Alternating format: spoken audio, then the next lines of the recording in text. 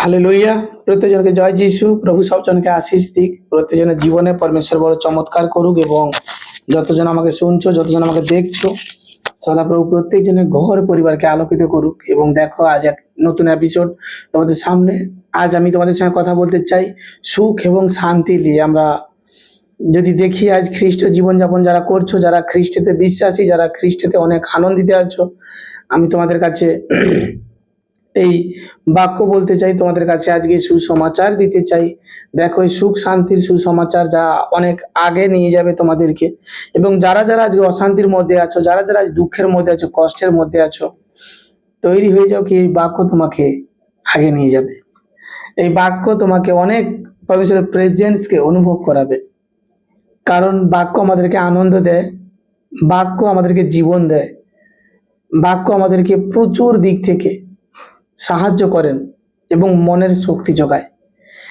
আজ যদি তুমি তৈরি থাকো, আজ যদি তুমি বিশ্বাসী থাকো যে হ্যাঁ, প্রকৃত আমি প্রস্তুত আছি পরমেশ্বরের বচনের জন্য, পরমেশ্বরের সুসমাচারের জন্য, আমার বিশ্বাস ভূমি আমার সদাপ্রভু, আমি তোমাদের সত্য সত্য বলছি, আজকের এই সুসমাচার, আজকের এই বচন প্রচার তোমার জন্য। এবং এই বচন প্রচার তোমাকে আগে নিয়ে যাবে এবং তোমার প্রত্যেকটা কমজোরিকে তিনি নষ্ট করবেন প্রভু যিশুর নামে। বলো আমেন। আমি পরমেশ্বরের দাস প্রফেট সমীর দাস আজকের এই সুসমাচারে প্রত্যেকজনকে স্বাগতম করছি। আমি প্রত্যেকজনকে বলতে চাই, তোমাদের যত দূর দূর হাত চায়, তোমরা এই ভিডিওকে, এই সুসমাচারকে শেয়ার করো। যারা আজ দুঃখী আছে, যাদের কাছে প্রকৃত প্রয়োজন আছে এই বাক্যের সুসমাচারের, তাদের কাছে তোমরা পৌঁছাও।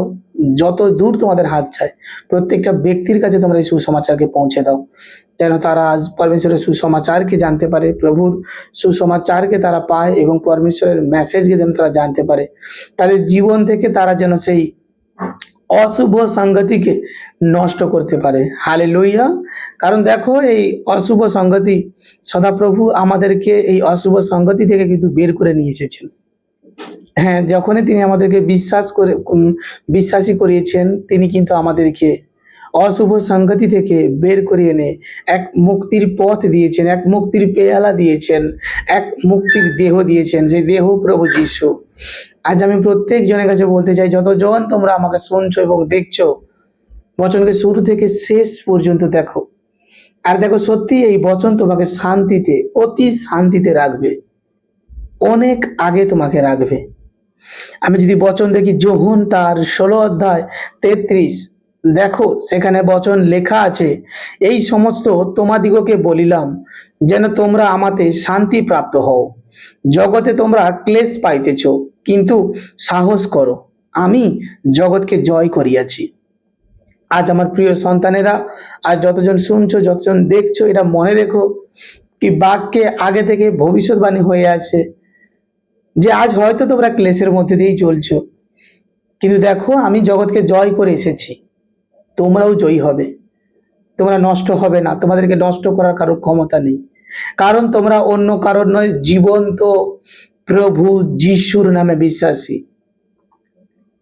অনেক মহাপুরুষ এসেছেন পৃথিবীতে। দেখো, প্রভু যিশুর সিস্টেমটা আলাদা, তাই না? জন্ম, মৃত্যু, পুনরুত্থান, 3টে দিন পালন করা হয় না? জন্মদিন, মৃত্যুদিন, পুনরুত্থান দিন।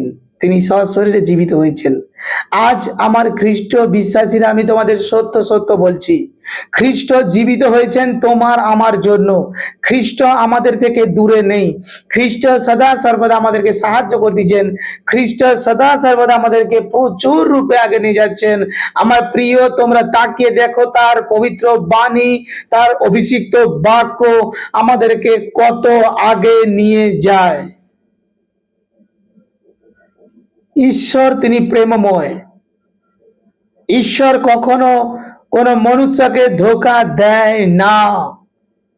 আজ হতে পারে তোমার মনের কোনো দুশ্চিন্তা, হতে পারে তুমি মনের দিক থেকে অনেক গভীরতায় ঢুকে গেছো। আমি তোমাকে সত্য বলছি, নম্র মনায়, শান্ত মনায় যাও, তোমার রুমে বসো, এই বচনকে পাঠ করো, প্রভু ধন্যবাদ করো। দেখো প্রভু তোমাকে কতটা আত্মিক শক্তি দেয়। দেখো প্রভু তোমাকে কতটা আত্মিক বৃদ্ধি করায়। দেখো প্রভু তোমাকে কত আগুবাই করেন। এত সুন্দর বচনে লেখা আছে, এই সমস্ত তোমাদেরকে বলিলাম যেন তোমরা আমাতে শান্তি প্রাপ্ত হও। আমাদের শান্তি বলছে, আমাতে শান্তি প্রাপ্ত হও। আমরা প্রভু যিশুতে শান্তি প্রাপ্ত হব আমার প্রিয়। কারণ প্রভু যিশু শান্তি দেওয়ার ঈশ্বর, ক্ষমাশীল ঈশ্বর। তিনি আমাদেরকে দিতে চায়, তিনি আমাদেরকে ভরিয়ে দিতে চায়, তিনি উজাড় করে দিতে চায়। আজ আমার প্রিয়, আমাকে দেখছো তোমরা, তুমি কি চাও? তুমি গ্রহণ করতে চাও? তুমি প্রস্তুত? আমি তোমাকে সত্য সত্য বলছি, ঈশ্বর তোমার সহবর্তী। ঈশ্বর তোমার কাছে এক বড় কোনো পাত্রে সুখ আর শান্তি যে তোমার সামনে দাঁড়িয়েছে। তুমি একটা ছোট্ট বাটি নিয়ে সামনে দাঁড়াচ্ছ। যাও, জায়গা বড় করো আর আশীর্বাদকে দেখবে। আমি এই সঙ্গে আরেকটু বচন দেখতে চাই, হিতোপদেশ, তার একটু বাক্য দেখতে চাই। এখানে যতজন দেখছো হিতোপদেশ, প্রত্যেকজন দেখো, সেখানে পরমেশ্বরের চমৎকার বাণী লেখা আছে। হিতোপদেশ তার 16 অধ্যায় 32, আমি যদি একটু দেখি, অনেক চমৎকার বাণী, অনেক চমৎকার বাক্য।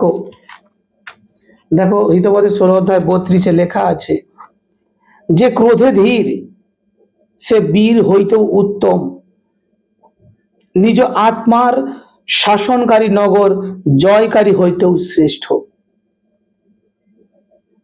ক্রোধে ধীর হতে শিখো, ক্রোধের সময় ধীর হও, চুপ থাকো, ক্রোধ মনের মধ্যে রেখো না। এই রাগ এ তোমাকে অনেক বড় ক্ষতিতে নিয়ে যেতে পারে। এই রাগ তোমাকে অনেক বড় মিথ্যা অপবাদের সঙ্গে জড়িয়ে দিতে পারে। তোমার মধ্যে এই রাগ, তুমি অনেক কিছু হারাতে পারো তা দ্বারা। চমৎকার ভাবে লেখা আছে, যে ক্রোধে ধীর সে বীর হইতে উত্তম, নিজ আত্মার শাসনকারী নগর জয়কারী হইতেও শ্রেষ্ঠ। আচ্ছা, কথাকে প্রত্যেকজন মনে রেখো। ক্রোধে ধীর থাকতে শিক্ষা করো, প্রভুতে শান্তি উপলব্ধি করো। দেখো প্রভুর শান্তি তোমার মধ্যে সদা সর্বদা বিরাজমান। আচ্ছা, তুমি এতদিন সুখ শান্তি দেখতে পাচ্ছ না তো? এতদিন তুমি প্রভুতে 6 মাস আছো, 1 বছর আছো, 3 বছর আছো, 10 বছর আছো। আজ তুমি এই এপিসোডকে দেখতেছো, এই ভিডিওকে তুমি দেখতেছো। আজ যখনই তুমি দেখতেছো এই ভিডিও শেষে, তুমি যাও, হাঁটু পাতো, প্রভুর কাছে বসো, পবিত্র আত্মাকে বলো, পবিত্র আত্মা আমাকে প্রভু যিশুর নামে প্রার্থনা করতে শিক্ষা দাও। প্রার্থনা করো, পবিত্র আত্মা তোমার কাছে আসবেন, প্রভু যিশুর নামে তোমাকে প্রার্থনা করে শিখাবেন। বাইবেল খোলো, পবিত্র আত্মাকে ডাকো, কি প্রভু যিশুর নামে পবিত্র আত্মা আমাকে পিতার বচনের শিক্ষা দাও। বাক্য পাঠ করো। দেখো পরমেশ্বরের শান্তি তুমি কত আনন্দ ভাবে পাচ্ছ। উত্তম ভাবে পরমেশ্বরের শান্তি তোমার মধ্যে আসবে, তার ধুন তুমি সর্বদা শুনতে পাবে। তোমাকে তার জন্য প্রভুর সঙ্গে সর্বদা সঙ্গতি রাখতে হয়। আজ তুমি যদি 3 দিন প্রার্থনা করছো, 10 দিন প্রার্থনা করছো না, তুমি কি প্রভুর সঙ্গে যুক্ত আছো? না, একদমই যুক্ত নেই, বরঞ্চ প্রভুর থেকে তুমি দূরে চলে যাচ্ছ। তাই তোমাকে প্রভুর সঙ্গে যুক্ত থাকতে হবে, তোমাকে প্রভুর সঙ্গে থাকতে হবে। আর দেখো সত্যি, যখনই তুমি প্রভুর সঙ্গে থাকবে, যখনই তুমি প্রভুর কাছে থাকবে, তার আওয়াজকে শোনার জন্য তুমি প্রস্তুত থাকবে, আমি তোমাকে সত্য সত্য বলছি, তার প্রেজেন্সকে তুমি অনুভব করবে, তার দয়াকে তুমি অনুভব করবে। প্রত্যেকটা সময়, প্রত্যেকটা মুহূর্ত তোমার এটাই স্মরণ রাখতে হবে, পরমেশ্বর এক রাখওয়ালা আমার জন্য পাঠিয়েছেন, এক রক্ষাকর্তা পরমেশ্বর আমার জন্য পাঠিয়েছেন, আর তিনি আমাকে রক্ষা করতেছেন, তিনি আমাকে সাহায্য করতেছেন। আমি তোমাদের সত্য সত্য বলছি, ঈশ্বর যখনই তোমাকে মনোনীত করেছেন, শান্তিতে রাখার জন্য মনোনীত করেছেন। ঈশ্বর কখনো তোমাকে অশান্তিতে রাখার জন্য মনোনীত, দুঃখ দেওয়ার জন্য মনোনীত করেননি। ঈশ্বর সর্বদা তোমাকে শান্তিতে রাখতে চায়, ঈশ্বর সর্বদা তোমাকে সুখে রাখতে চায়। এবার তোমার সেই সুখের চাহিদাটা কেমন তা জানার বড্ড প্রয়োজন আছে। তা যদি তুমি নিজের মধ্যে থেকে একটু বলতে, আজ সুখ শান্তি বলতে তুমি যা দেখো আর বাইবেল যা দেখে, সেটা কি এক হচ্ছে? দেখো, আমরা মনে করি সুখ শান্তি তো প্রভুতেই, প্রভুতে স্থির থাকাতে আমাদের জীবনে সবকিছু পাওয়া। আচ্ছা, আমি এটা নিয়ে আরেকটু বচন তোমাদের সামনে বলতে চাই।